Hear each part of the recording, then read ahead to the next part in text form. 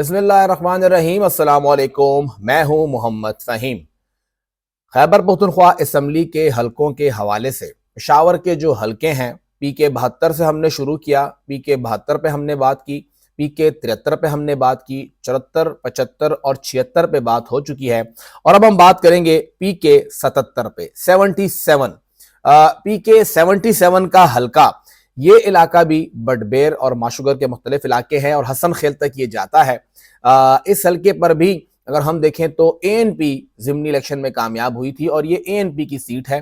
देखना ये है कि ANP की सूरत हाल क्या बनती है, क्योंकि हमने जो पिछला ब्लॉग था उसमें बात की कि PK 76 यहाँ पे जब बना तो वो ऑलरेडी 70-71 तकसीम हुए थे। PF10 को तकसीम करके ये दो हलके बनाए गए थे। तो हम इस हलके पे इसी हलके से मुतालिक बात करेंगे। और PK 71 पिछले आम इंतखाब में इस हलके को PK 71 का नाम दिया गया था और यहाँ से पाकिस्तान तहरीक इंसाफ के शाहफरमान साहब दूसरी बार कामयाब हुए थे। एक PK 70 का हलका वो हार गए थे खुशदिल साहब के मुकाबले में, और PK 71 का हलका वो जीत गए थे। यहाँ पे उनका मुकाबला मुस्लिम लीग नून के सिफतुल्लाह साहब के साथ था। शाहफरमान ने 17,388 वोट लिए थे और हाजी सिफत ने तकरीबन उनका निस्फ 9,232 वोट लिए थे। ANP ने यहाँ पे अब्दुल हफीज को टिकट दिया था, 7,518 वोट उन्होंने यहाँ पे हासिल किए थे।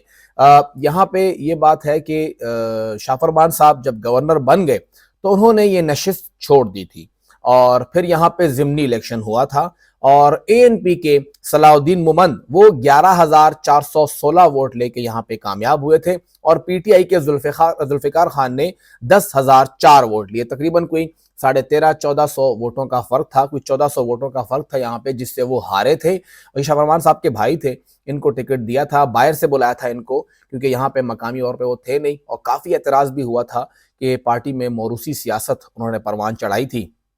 ये हल्का PTI के हाथ से निकल गया था। तो बडबेर के ये दोनों हलके 70 और 71 ये दोनों ANP के हाथ में आ गए थे और ANP यहां से जीत गई थी, एक जनरल इंतखाब में और एक आम इंतखाब में। अब PK जो 71 था उसका नाम तब्दील करके PK 77 कर दिया गया है। PK 77 एक बार फिर सलाउद्दीन मोमन जो है वो मैदान में है, वो यहां से इलेक्शन लड़ रहे हैं और उनका मुकाबला वो ANP के प्लेटफॉर्म से ही यहाँ पे मैदान में है। उनका मुकाबला PTI के शेर अली आफरीदी के साथ है। जमीयत उलमा इस्लाम ने सिफतुल्लाह साहब को मैदान में उतारा है, जमात इस्लामी ने सैयद अमीन साहब को उतारा है, मुस्लिम लीग नून ने साजिद रजा को और पीपल्स पार्टी ने फजले हक कोहे दामानी को मैदान में उतारा है।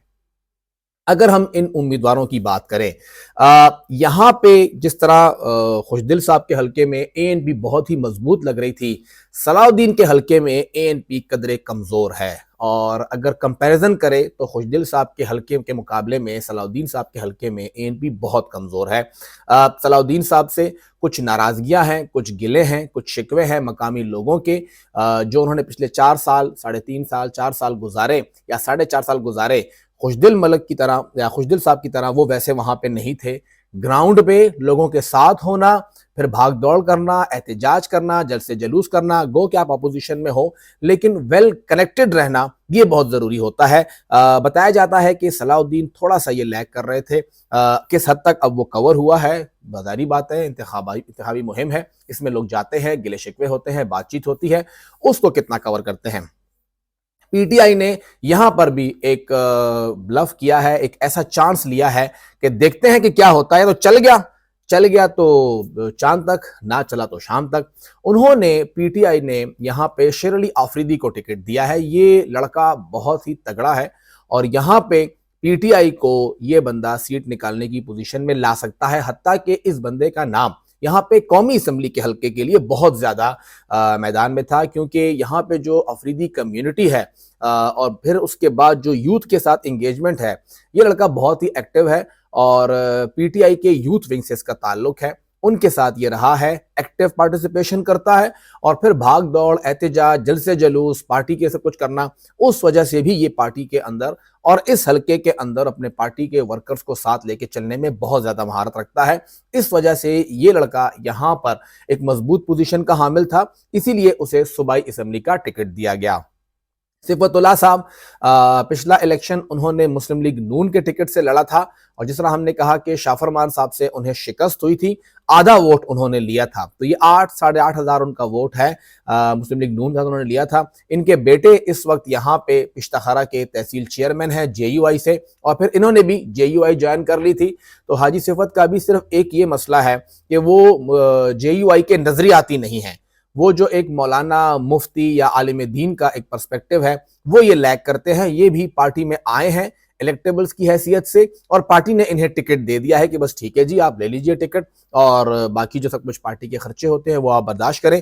तो इस तरह से हाजी सिफत को यहाँ पे JUI के टिकट से मैदान में उतारा गया है। इनके लिए भी यही एक चैलेंज होगा कि पार्टी जो है वो उन्हें सपोर्ट करे, तकसीम ना हो, क्योंकि हमने देखा है कि JUI में जहां जहां पर कोई मुफ्ती, कोई आलिम खड़ा है तो इतना मसला नहीं है, या मुफ्ती आलिम ना सही लेकिन पुराना नज़ाती कारकुन खड़ा है तो ठीक है।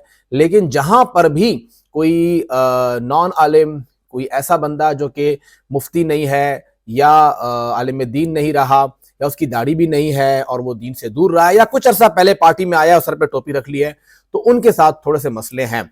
हाजी सिफत साहब या इससे पहले नियाज साहब, अगला जो हल्का आ रहा है वहां पर भी ये प्रॉब्लम है, या ऊपर जो कौमी असम्बली का नासिर मूसाज़ई वाला हल्का है, तो वो भी, ये सब वो लोग हैं जो कि अभी अभी ही पार्टी में आए हैं और आते ही इनको टिकट भी मिल गया है, टिकट की बुनियाद पर ही ये पार्टी में आए हैं।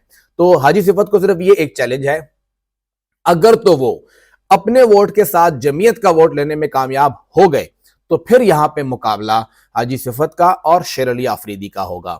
अगर वो ना हुआ तो फिर हमें ये सीट शेर अली आफरीदी के खाते में जाती हुई नजर आ रही है। सलाउद्दीन मोमन को बहुत काम करना पड़ेगा, उनके ऊपर यही बैगेज है कि 4-4.5 साल वो बहुत कम हल्के में रहे हैं, हल्के के लोगों के साथ उनका राब्ता बहुत कम था, हालात खराब थे, इसमें कोई शक नहीं है कि यहाँ पे प्रॉब्लम्स थी, लेकिन खुशदिल साहब इन हालात के बावजूद यहाँ पे थे। तो ये चैलेंज इन तीनों के दरमियान होगा और मुकाबला इन तीनों का ही होगा, सलाउद्दीन का, शेर अली आफरीदी का और उसके साथ हाजी सिफत का। लेकिन हाजी सिफत JUI के अंदर की इस तकसीम से निकल पाएंगे, जीत पाएंगे या नहीं, ये 8 फरवरी को सामने आ जाएगा।